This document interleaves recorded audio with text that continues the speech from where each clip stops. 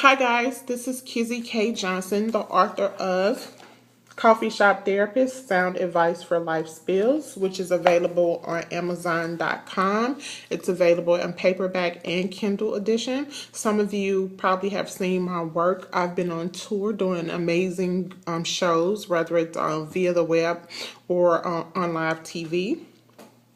And the book is a really great book about how to have conversations that we typically avoid. I talk about everything from homophobia to coming out the closet to addressing cheating spouses. Like, if you want to have a healthy conversation and get your point across and get, some information, like get to the facts and the point of the whole conversation without it blowing up in your face or it being unproductive or unhealthy, then you need this book, right? Doesn't matter the age, gender, nationality, race, you need this book.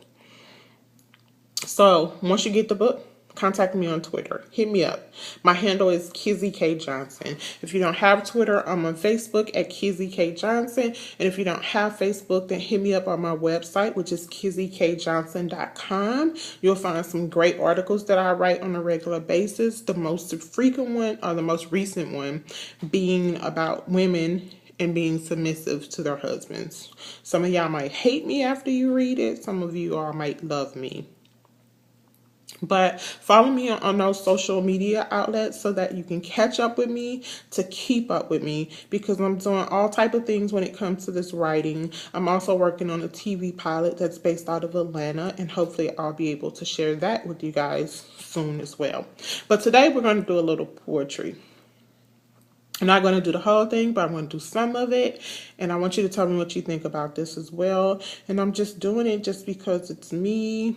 And I'm going to be as raw and authentic as I can be.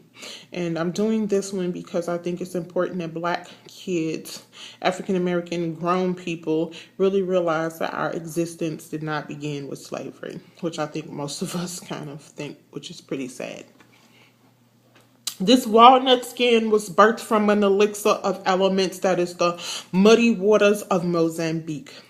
Prehistoric oceans turned to sand, cultures of antiquity, not just from the wombs of gin mills, cotton fields, sharecroppers, and slaves. Like these civil rights love letters and textbooks got us existing genetically without a trace, like an orphan feeling displaced, with America as our foster mother, and she takes no pride in loving her. Which you can call me Carolyn White, because I am in search of my maternal mother, one who does not regard me as a bastard lover and then give me gifts of 28 days to cover up her cultural abuse and her ancestral rape. But I love her, because she is the only mother I have ever known. That don't make her right. So I leave home and I roam like cell phones, trying to determine where is it that I truly belong.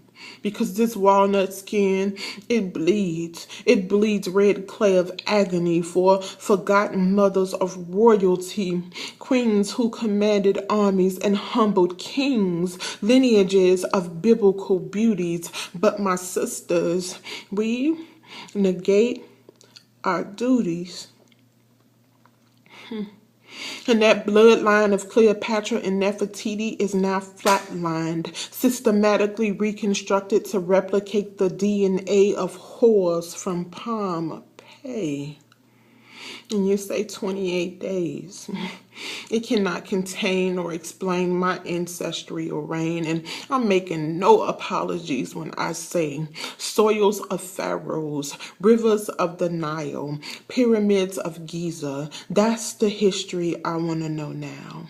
Tell me toss before the 4 little girls fell to the 16th Street bombing in 63. Calling me images of African kings holding court, not Dred Scott fighting for his humanity in racially unequal courts. Line up that built up the pyramids of the world way before they were lynched from tree lines. deny access to food lines and the primary color and police brutality lines.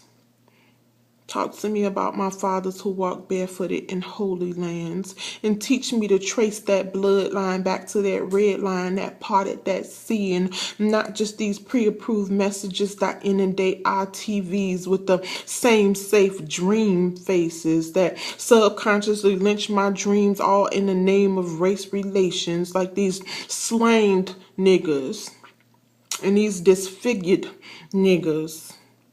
And then they look at you and I, and they say that this is your history, nigga. All right? So there you go. Part of the poem. Hope you enjoyed it. Let me know what you think. Hit me up on Facebook, Twitter, and my website. All right? Thanks, guys, for tuning in, and I will see you on the flip side. Catch up with me so you can keep up with me. All right?